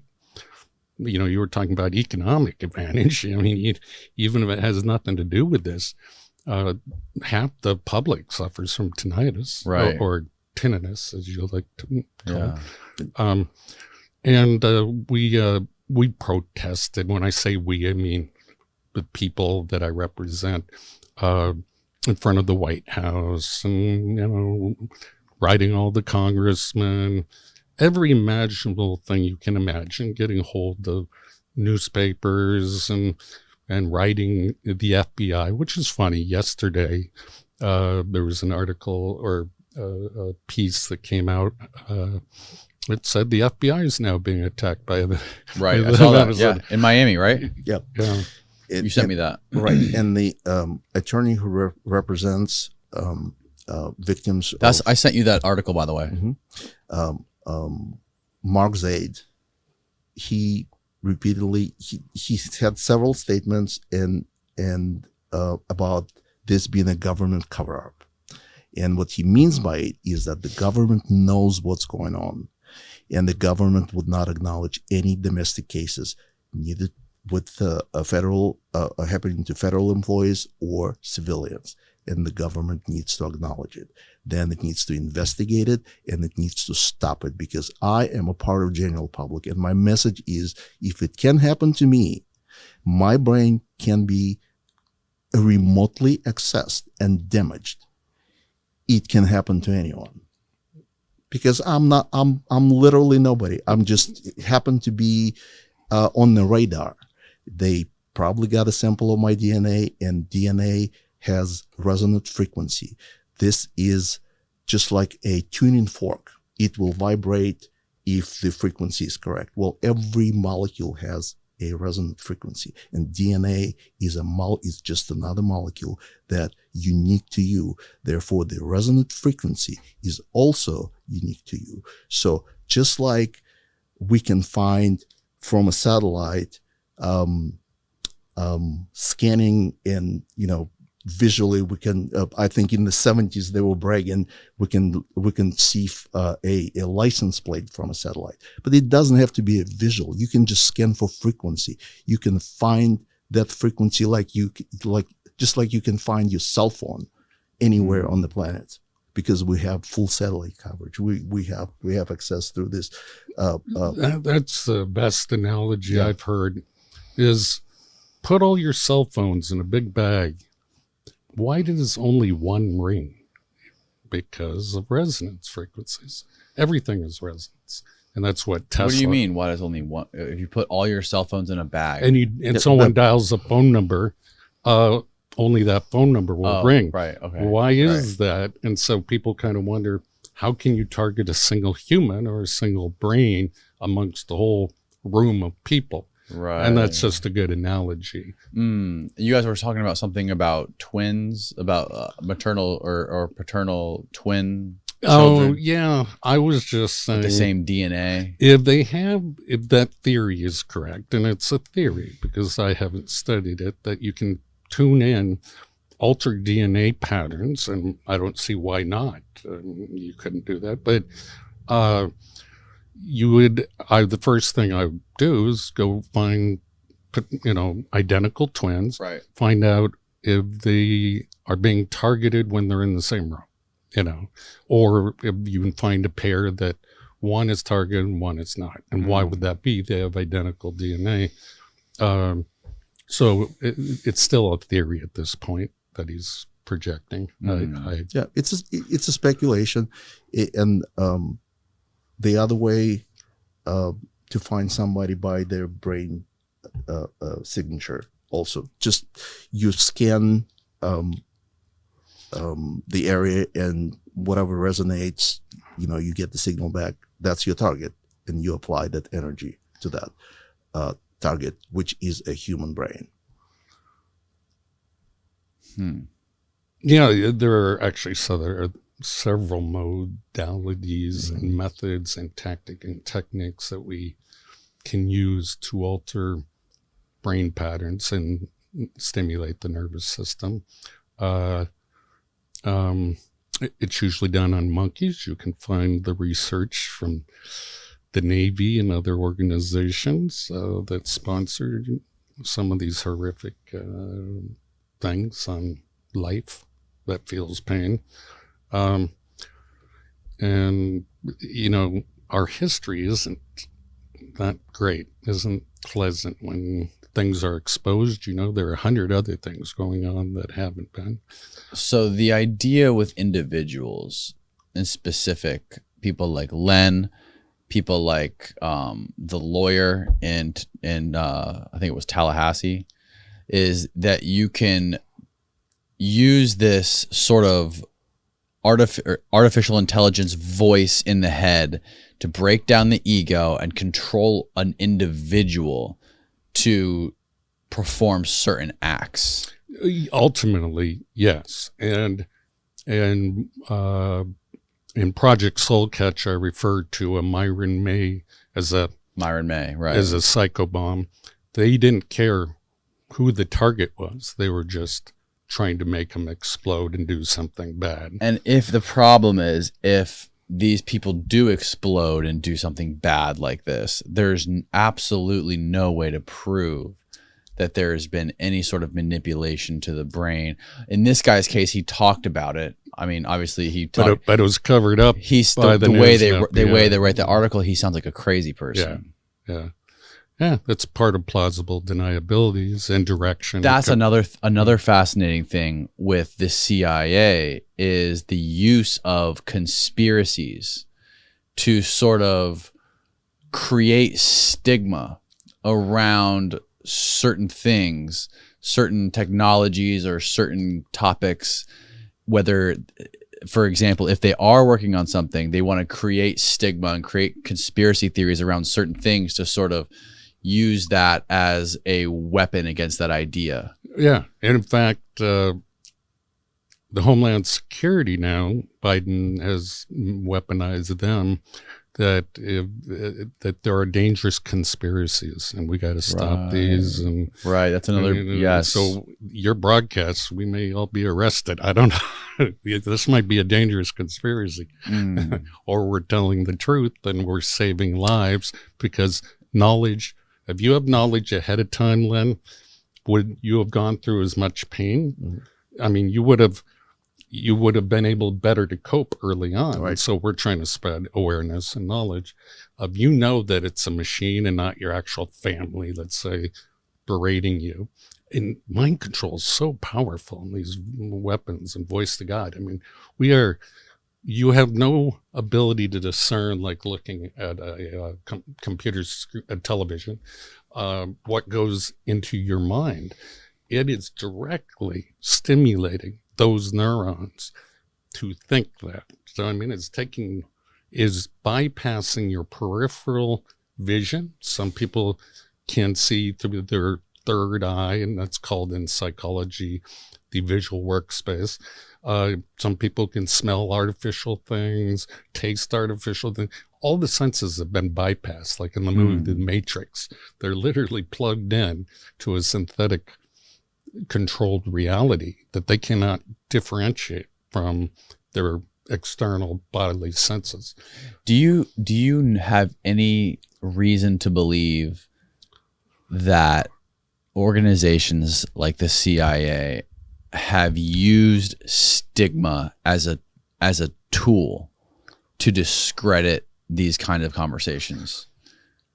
It's unfortunate. We had laws, I think, passed in the 70s that psyops by our military, Pentagon, CIA, et cetera, could not be done to the American public because that's kind of ruining the whole idea of democracy.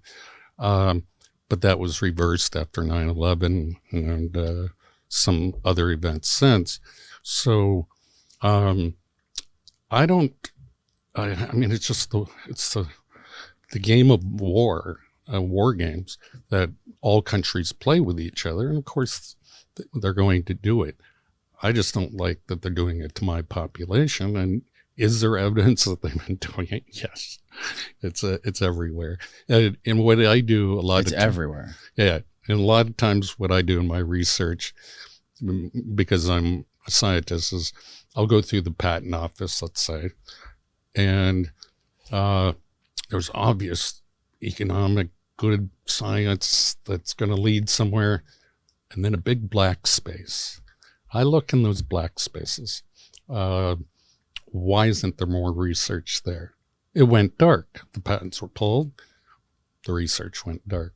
There are a lot of examples that, and this is the biggest one for me that woke me up from the Matrix, is this technology is world changing.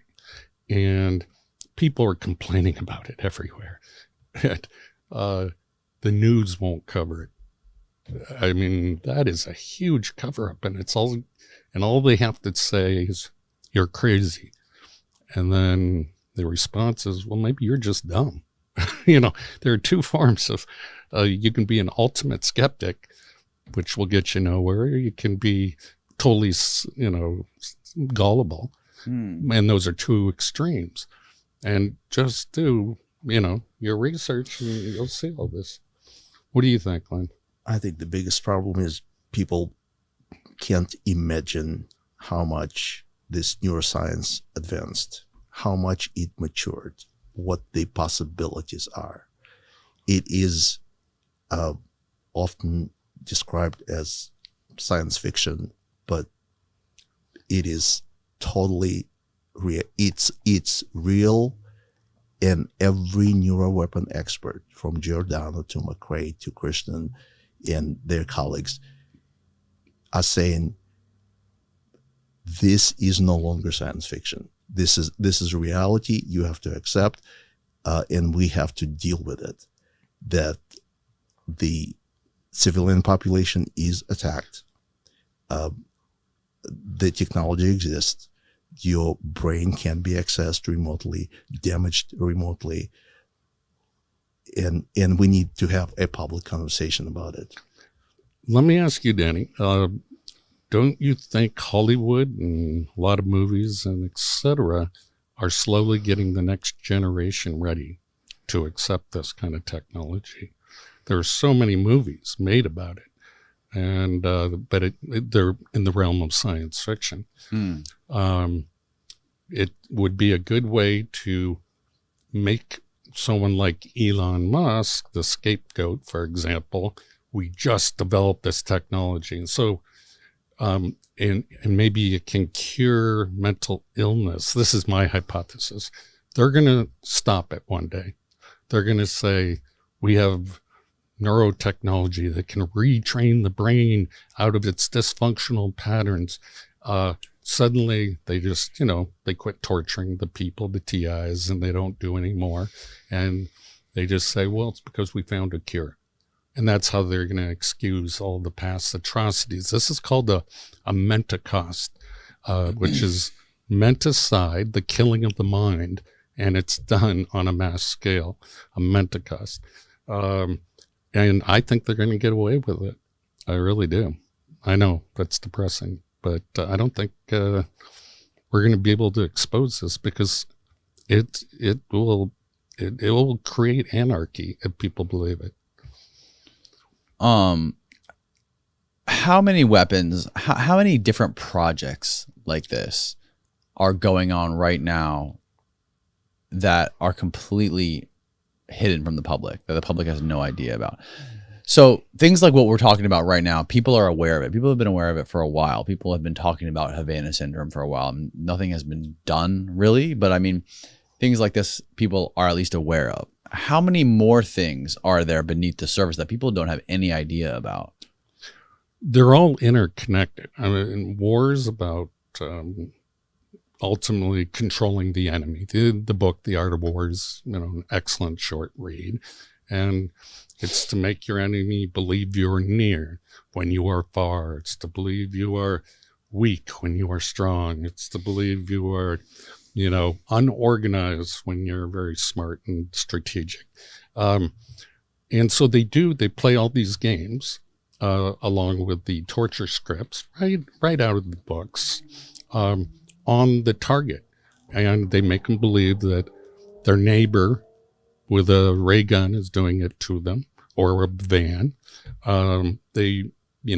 You are near when you're actually far. And all they have to do is jump on an airplane, find out, and we'll follow them anywhere. How many projects? They're so integrated. They're numerous. But you see the beginnings of them. Like I remember as a child, I made a maser. Maser is like a laser. The M just stands for microwave amplification, stimulated emission radiation. But now we really have guns like that, and the Navy just had hooked up a big argon laser that shoots down missiles on their ships. So you can see the beginnings oftentimes. What is there's something called like Project Blue Beam? Yeah, good one. What is that? That's lasers, right? Yeah, I can actually talk about that one, but that is it's really bad. But you know the people that see orbs in the sky. Yeah, go around that fly faster. UFOs. UFOs. Yeah, there's Navy pilots. There's multiple Navy pilots who talk about them. They got their they were flying F-18s. These Navy pilots, and one of them's coming in here in 2 weeks. He's Ryan Graves. Okay. He's a Navy pilot flying off the coast of North Carolina, and they got their radar upgraded on their F-18s, and all of a sudden they were seeing these things darting around on their radar. Okay. Don't tell him what I'm about to say and see if he knows about it. Okay. So what we do is we play with our own forces to make sure our trickery will work on the enemy. And those are directed energy weapons of where we do intersecting beams or focus beams into the atmosphere. And notice they're always in the atmosphere to excite the electron orbitals of the oxygen and nitrogen in our atmosphere, and it causes a glow and it causes ionization. That ionization shows up on radar, and it's like a cat laser pointer, and we're making planes chase them. That's exactly how they describe these things moving, like laser pointers. Yeah, and so we can do it in 3 space. We can make it look like in 3-dimensional space. Yeah, and we can make it look like an entire fleet is about to drop bombs on, let's say, Europe, and then just have them disappear. And they get all their planes up in the air, and we attack them from the other direction, assuming we're attacking Europe. Who is doing this? The Navy, you said? Somebody. Let's just say a group. You know. And you know this for a fact. I know for a fact, yeah. So anyway, don't tell your guests. A group within the U.S. government. Yeah, okay, we'll leave it at that. Yes. And is this something that could be seen with the naked eye, or yes, was this something because that would it glows? It glows, so it would be seeable. You can see it by the naked eye, and it would leave a radar trace. So it's perfect as a deception. Now, have you heard of the accounts of these things going underwater? These things come out of the water, zip around, they fly. There's been accounts of these things going in between when there's 2 F-18s flying in formation. One of them, they're described as, one of them specifically, which Ryan Graves describes as a sphere with a cube inside, and each apex of the cube is touching the sphere. Okay, no, I don't know about that technology. Okay. So that's different. I know you can make this appear as it goes in water, but it wouldn't have the shape of a cube. You can make them cigar shape. You can alter it somewhat. And I've worked on holography quite a bit, but nothing is detailed. Holograms? Yeah, holograms in 3-dimensional space. There's a Japanese company, so I can talk about they use femto pulsed lasers to create touchable holograms, tiny little laser beams that excite the air and their midpoints, and then create different colors. Even with now, is this something that they would be able to do on a massive scale? 100 miles offshore? Well, that's the thing. I don't think so, but I'm saying they can just create, little orbs and split them up and make them do cool things, and the razzle dazzle, shocking off, back to war. Right. And you asked me about Project Bluebeam. Well, that's what it's about, and it involves the voice of God weapons that I was talking about. Project Bluebeam does. And this got leaked, so it probably won't have the effect, and they probably won't do it. But if you wanted to bring the world together, as President Reagan said in several UN speeches, you would have a common enemy like evil aliens attacking. We forget our differences and we fight against it. So we wouldn't look at each other as Chinese or Russian or American. We'd look at each other as Earthlings. It's humans. Yeah, as Earthlings. And so that was Project Bluebeam, was to trick the human race into believing either God is coming down everybody hears the voice of God, the microwave hearing effect, get along, give, whatever the new message is. Or it was going to be the evil aliens attacking. And notice how they, all of a sudden, all the governments release all their information on UFOs, and there's a whole division dedicated. And that's just deception. It's just, you think it's all deception? I think it's all deception. Really? Yeah. But, that's my opinion. I've looked at all the videotapes and that people have given me, and I can explain away each one of them. So apparently, but there's apparently lots of footage and videos and photos that have not been released to the public. Yeah, I haven't seen those, so I can't get. And if you think this is all some sort of psyop, what do you think the ultimate purpose of it is? Distraction against a lot of this human experimentation we're doing. Distraction. Remember I told you the people I interview, they're actually told we're evil aliens and we're doing this to you. Some of them are. People that are dealing with something similar. Exactly. How many people have you interviewed personally? 2,500, roughly. 2,500. Yeah. So I have a good sample point of all the trickery they use on their targets. Now, when you do these interviews, do you sit down in person with all of them? No, a lot of them over the phone or internet. Okay. Some are. Do you record them? No, I respect people's privacy immensely, and I always worry. They don't give you permission to record it? Some of them do, and I say, no, I'm not leaving any trace that if I'm a little paranoid, but if I get raided, I don't want anyone's name attached to me. That was just my policy, and it's like any good shrink. You keep people's privacy.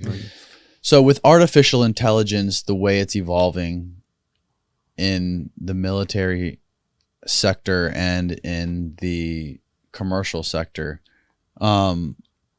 if there's no accountability or transparency for the development of this kind of technology, how is it possible to be optimistic about the future of humanity?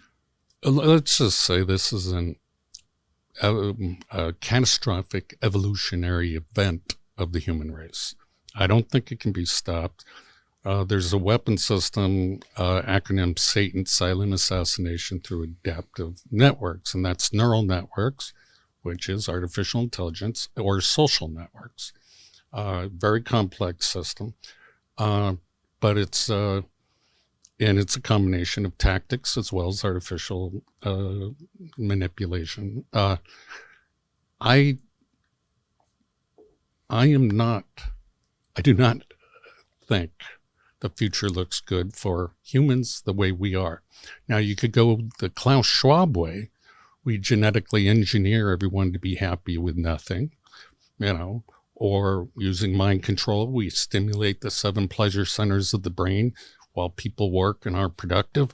And if they're not, we give them a little pain and behavioral modify the human race that way. So they're happy little slaves. I mean, there are a whole bunch of ways this could turn out, but humans will not be the same. So you're not optimistic about the future of humanity? No, I'm not. And that's assuming we don't kill ourselves. Nuclear war is looming. It's a very real possibility. Putin might want to take the world with him.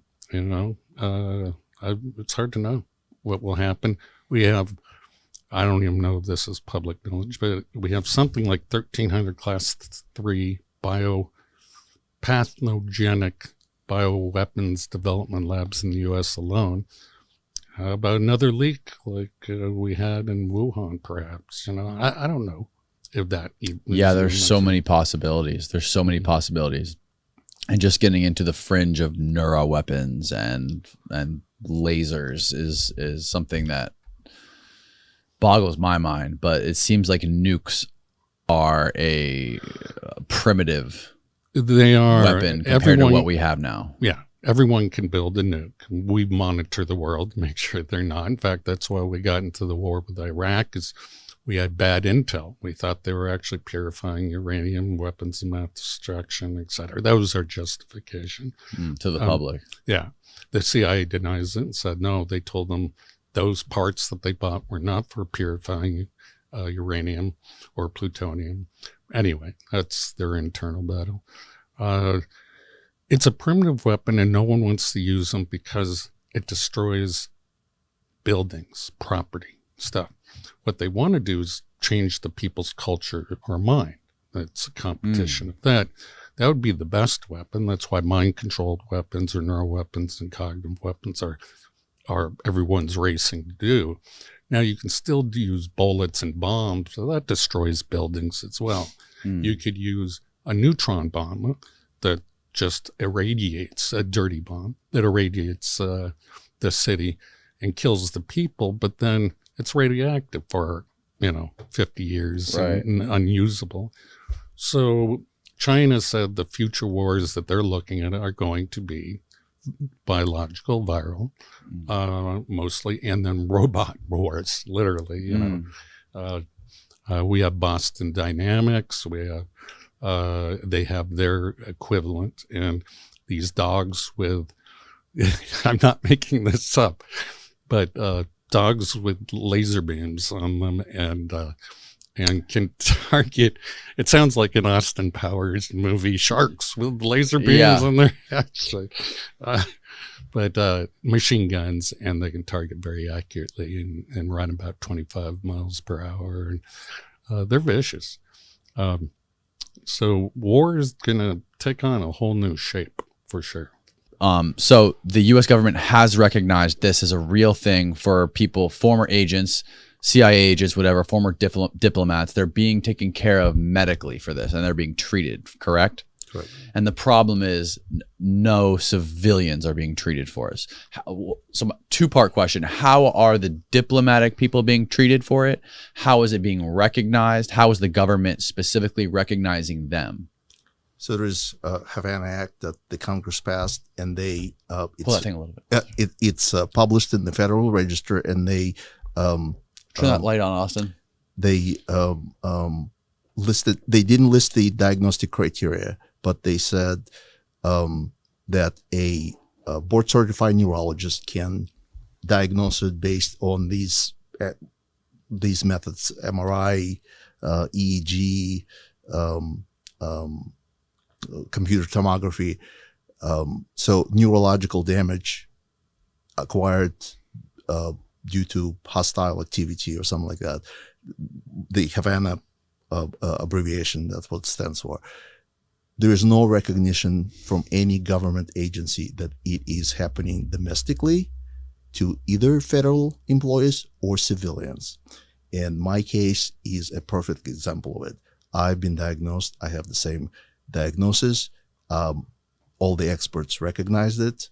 They're all on the same page. The government would not investigate it, would not recognize it. And if it doesn't recognize it, it wouldn't investigate. It wouldn't protect me. It wouldn't protect other members of the general public. And that's the problem. That's the conversation that we need to have. What kind of treatment are these former diplomats or former CIA agents getting for this? As far as I understand, if their active attacks stopped, the treatment is very similar to post-traumatic brain injury. It's basically rehabilitation. In my case, I was recommended vestibular rehabilitation, and it simply doesn't work because I am being attacked every day. So I go to vestibular rehab and they say, you're worse than last time. I said, yeah, because I had several attacks in between. So my attacks are ongoing, and treating it is like putting a Band-Aid on a bleeding wound. It's just not going to happen. It's not helping. I'm getting progressively worse. But it is helping the diplomats. We don't know if their attack stopped because the reporting has been very obscure about it. There are some diplomats, for example, Mark Lindsay, him and his family were attacked in China, and then they were attacked in Philadelphia when they came to for treatment at their residence and at the hotel domestically. So overseas and domestically. So there are single cases where the diplomats, the federal employees were attacked both overseas and domestically. The Cuban diplomats, the reporting is rather obscure, but so your guess is as good as mine. I don't know if they stopped or if they continue, but they're receiving some kind of rehabilitation treatment.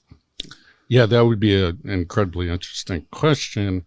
I don't have access to those people to find that out, but imagine a knife wound, a stab wound, and you keep turning the knife. There's no way for the brain to heal. There's no way for this psychological scarring from all the breakdown scripts and torture to actually heal, because it's continuous. It's a slow kill weapon in a way. But the important thing to recognize is that our government has publicly acknowledged that this technology does exist and is being used outside of the United States, at least. They may not be recognizing it. They're recognizing that it's real, right? This is not a conspiracy theory. This is a real weapon that our government has confirmed is being used by either by adversaries or by us against other adversaries, right? Correct. They have not identified a weapon, but they have identified that it's a real thing from directed energy. From directed energy. Just, we got to get to the point where they can recognize that it's being used in the domestic, inside our country right now. Correct. How it's been delivered, who's behind it, why they're doing it, we all need to know. If I'm a non-consensual experimental subject for a newer weapon that's been delivered, which is my really most plausible hypothesis, because I don't see any foreign agents in Bloomingdale, Illinois, driving a van. I mean, obviously, this is not There's happening. No guy doing a drive-by with holding a satellite dish out of his No. Thank you guys very much for coming on here and talking about this. I really appreciate it, Len and Duncan. Yeah. And again, thank you for having us. And we want people to look up Havana syndrome. And this is just the tip of the iceberg, why we're on here. And to ask your politicians to, and news agencies to look deeper into this. And until people are fully aware what Havana syndrome is, they're not going to understand the public's health issues that could occur. That can happen to Len, it can happen to anybody. And so thank you again, Danny. And Len, where can people find out more about you specifically and the talks that you do and find more of your work? And the same goes for you. I'm on Twitter at P Sardonicus. That's my best. Can you spell that? PSARDONICUS.